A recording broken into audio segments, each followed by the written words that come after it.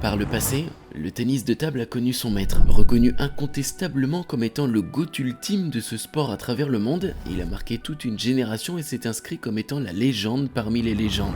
Et après avoir établi une domination sans précédent, il doit tirer sa révérence réalisée par une dernière danse. Vous l'aurez compris, je parle bien évidemment de celui qu'on appelle le dragon, Ma Long. Alors aujourd'hui je ne vais pas vous le présenter puisque j'ai pour ambition de vous faire une vidéo complète sur lui, mais ça va me demander énormément de travail et j'ai envie de faire les choses bien. Alors si jamais on atteint les 1000 likes, eh bien je m'engage à vous faire un format complet sur sa carrière et j'essaie à tout prix de le faire sur le mois de décembre. Merci et bon visionnage. Alors nous sommes de nouveau aux 15e Jeux nationaux de Chine. La compétition se déroulait du 9 au 21 novembre dans le Guangdong à Hong Kong et pour ce qui est des épreuves de tennis de table à Macao. Et d'ailleurs, si vous voulez plus d'informations à ce sujet, je vous ai déjà réalisé un format concernant l'épreuve individuelle de Fan Zhendong. Et aujourd'hui, nous allons nous concentrer sur l'épreuve par équipe, car après avoir vu Fan Zhendong remporter le titre en simple, une deuxième figure phare du tennis de table chinois était attendue. Pourquoi ? Eh bien pour plusieurs raisons. Dans un premier temps, avoir l'honneur et le privilège de le voir jouer, également pour peut-être assister à ce qui est sa dernière représentation professionnelle, et enfin pour voir si c'est encore le Ma Long que nous connaissons, c'est-à-dire impérial. Et cependant, avant de commencer, il y a quelques notions que je me dois de vous rappeler. Et cet événement est extrêmement prestigieux en Chine. Il regroupe plusieurs sports et c'est en quelque sorte des Jeux Olympiques internes à la Chine où chaque joueur sportif représente une province, municipalité ou encore certaines organisations nationales telles que l'armée. A noter que cette compétition est différente des championnats de Chine et elle se déroule tous les 4 ans. Et pour argumenter l'importance majeure de l'événement, je me permets de vous dire que la cérémonie d'ouverture est inaugurée par nul autre que Xi Jinping, président chinois. Voilà, je pense que maintenant vous avez les bases. Alors ici, Ma Long évolue sous les couleurs de Beijing, autrement dit Pékin, une équipe très attendue, composée notamment du dragon, de Wang Chuqin numéro 1 mondial et de Wang Yuzheng. Point qu'il faut également connaître, la dernière fois que Pékin a remporté le titre en par équipe, nous étions en 1993 à la 8e édition et c'était il y a 32 ans. Autant vous dire qu'avoir une bonne équipe ne fait pas tout. Nombreux sont les prodiges en Chine et le niveau global du pays est extrêmement relevé. Vous pouvez même considérer que l'équipe qui gagne les Jeux nationaux pourrait battre n'importe quelle équipe européenne. Ensuite, si j'ai bien compris, chaque délégation aligne généralement entre 3 et 5 joueurs. Les équipes sont dans un premier temps réparties en plusieurs poules. Au total, ce sont 4 groupes composés de 4 à 6 équipes qui vont devoir s'affronter. Les rencontres se jouent au meilleur des 5 matchs, c'est-à-dire le premier à 3 victoires, et le système mêle à la fois des simples mais aussi des doubles. Ainsi, les 2 premières délégations accèdent ensuite au quart de finale. Et durant ces fameux matchs de poule, Ma Long a pu s'illustrer sur une rencontre qui a fait parler. Il était opposé à Zhu Kai, un chinois de 29 ans reconnu dans le pays, qui avait été jusqu'en quart de finale dans l'épreuve individuelle, donc un bon test pour Ma Long. Alors ce qu'il faut savoir, c'est qu'aujourd'hui Ma Long a 37 ans. Sa dernière apparition était le 28 septembre lors de la dernière journée de saison régulière. Il avait affronté Lin Gaoyuan et avait perdu. Et ce match était intense en émotion étant donné qu'il était considéré comme son dernier en Super League et certains médias chinois pensaient même que c'était possiblement sa dernière apparition. Mais son retour aux Jeux nationaux 2 mois plus tard a eu une forte valeur symbolique et une occasion de quitter la scène nationale de la meilleure des manières. Et donc nous nous retrouvons ici face à Zhu Kai. Dans un premier temps, savourez bien déjà, et je trouve ça merveilleux qu'il n'ait pas encore raccroché définitivement après la Chinese Super League. Il a voulu se lancer un ultime défi à travers ces jeux chinois et ce n'est pas aisé. Et ce qu'on peut dire, c'est que cette compétition lui est légèrement familière, en tout cas au moins en individuel puisqu'il l'a déjà remporté 2 fois. Et c'était en 2013 et 2017. Sauf qu'en par équipe, ce n'est pas la même histoire. Alors il y a un nouveau défi. Et en Chine, la seule compétition qui devance celle-ci, eh bien ce sont tout simplement les Jeux Olympiques. Et alors comme vous pouvez le voir, il doit faire face à tout un florilège de chinois en pleine forme. Et honnêtement, depuis que vous voyez ces extraits, est-ce que vous trouvez qu'on ressent le fait que Ma Long ait 37 ans ? Personnellement, je ne trouve pas. Ces schèmes de jeu marchent toujours même après tant d'années, un service efficace qui lui permet de prendre le coup droit pour soit gêner l'adversaire d'entrée de jeu ou même encore pour finir sur sa deuxième balle. Mais pour le reste de l'analyse, on va se pencher sur une autre confrontation. Ici, Ma Long l'a remporté assez facilement 3 manches à 1.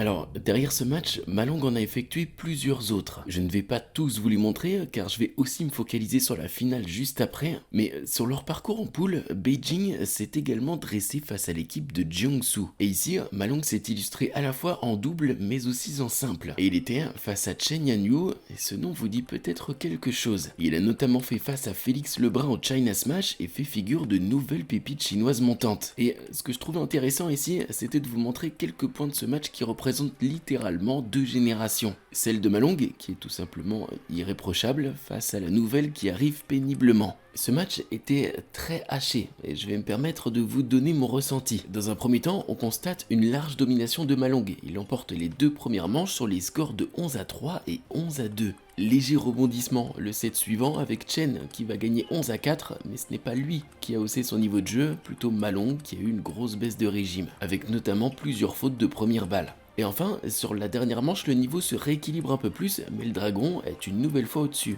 Et ce n'est pas le match le plus spectaculaire, mais plutôt assez intriguant. Et ne pensez pas que Chen Yuanyu n'est pas bon, c'est seulement que Malong a été un pilier national, il y a un trou générationnel et c'est indéniable, mais difficile de succéder à une équipe chinoise qui n'a connu aucune désillusion. Voilà, désolé pour le petit aparté, on reprend sur la compétition. Ainsi, Beijing poursuit son parcours ne faisant qu'une bouchée de leurs adversaires, et tout cela jusqu'en finale. Et ce qui est assez drôle, c'est qu'ils vont retrouver une équipe pourtant présente dans leur poule, celle de Shanghai. Et préparez-vous bien, car elle est tout aussi belle que celle de Beijing. Alors, si on fait un petit récap, dans l'équipe de Pékin, nous pouvons y retrouver Malong, Wang Chuqin et Huang Yuzheng. Et dans celle de Shanghai est inscrit Fan Zhendong, Shuxin, et oui, c'est l'autre petite surprise, et enfin, Zhou Kai. Et personnellement, juste le simple fait d'y revoir ces légendes m'émerveille. Et pour la première rencontre, je vais me permettre de vous montrer quelques images parce que c'est tout simplement incroyable. Il s'agit d'un double opposant Malong et Wang Yuzheng face à Shuxin et Zhou Kai. Deux vieux partenaires de l'équipe chinoise qui ont absolument tout gagné ensemble se retrouvent en face à face. Et les deux bataillant pour terminer leur carrière en beauté. Et j'aurais aimé avoir les chiffres concernant les audiences parce que je pense que ça devait être colossal. Parce que, je vous le rappelle, mais hormis le fait de revoir ces deux GOAT du tennis de table, il y a un enjeu particulier, Pékin n'a pas gagné depuis 32 ans ce titre, alors que Shanghai l'a remporté en 2017 avec déjà d'ailleurs Shuxin. Bon, même si là ils ont un peu étoffé leur équipe avec Fan Zhendong. Et donc, après vous avoir laissé apprécier ces images, il est temps de poursuivre. Malong et Wang Yuzheng s'imposeront 3 manches à 1. Et pour le match suivant, c'était tout simplement la revanche tant attendue entre Fan Zhendong, ancien numéro 1 mondial et champion olympique, face à Wang Chuqin, actuel numéro 1. Et malheureusement, comme le sujet de la vidéo ne traite pas sur cette rencontre-là, eh bien je vais le passer. Mais sachez que c'est à nouveau Fan Zhendong qui s'est imposé en gagnant 3 manches à 1. Les deux équipes sont donc à égalité, un partout, et c'est Malong qui va devoir départager sur le 3e match. Devinez contre qui il va tomber? Eh bien Zhou Kai, la revanche des matchs de poule. Alors, je remets vraiment dans le contexte. Nous sommes en finale des 15e Jeux nationaux de Chine, une compétition qui se déroule tous les 4 ans. Et nous avons ici en finale l'un des matchs les plus déterminants à la victoire pour une équipe qui n'a plus remporté le titre depuis maintenant 32 ans. Et associé à ça également, le fait que c'est très certainement le dernier match de la carrière de Malong. Et qui plus est, l'une des plus grandes célébrités du sport de toute l'histoire de Chine. Rien que ça. Voilà, je vous laisse imaginer un petit peu la pression que Malong avait autour de lui. Absolument toute la Chine regarde ce match. Et ça va justement me donner l'occasion de vous reparler une dernière fois de son jeu. Et ce qu'on peut voir, c'est que du haut de ses 37 ans, comme je vous le disais auparavant, ses services sont toujours tout aussi efficaces. Il lui procure de très bonnes situations pour jouer la deuxième balle. Le coup droit est toujours impérial et malgré le fait qu'il ait 37 ans maintenant, son jeu de jambes reste magnifique. On a toujours cette impression de flottement dans l'air qu'il se déplace avec une fluidité certaine.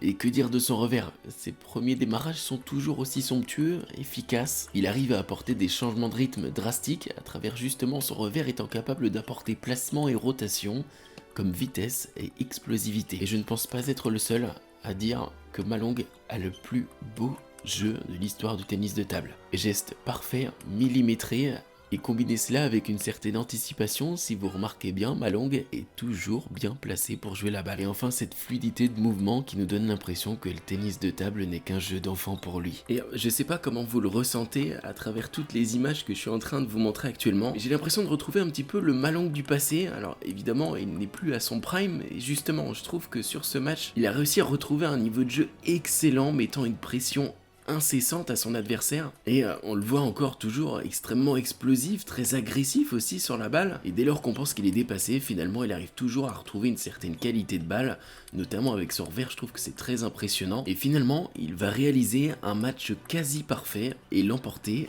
3 manches à 0.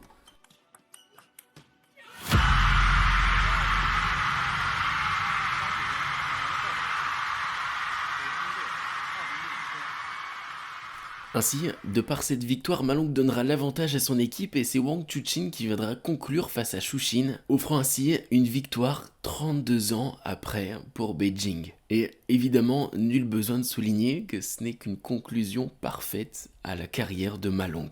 Je vais pas m'étaler plus que ça. Maintenant, si vous voulez que je fasse un format complet sur lui, vous savez ce qu'il vous reste à faire, c'est très difficile d'atteindre 1000 likes. Mais c'est possible. Alors je compte sur vous, et pour tous ceux qui sont restés jusque là dans la vidéo, n'hésitez pas à me dire dragon dans les commentaires, comme ça je saurai vous reconnaître. Merci et à la prochaine.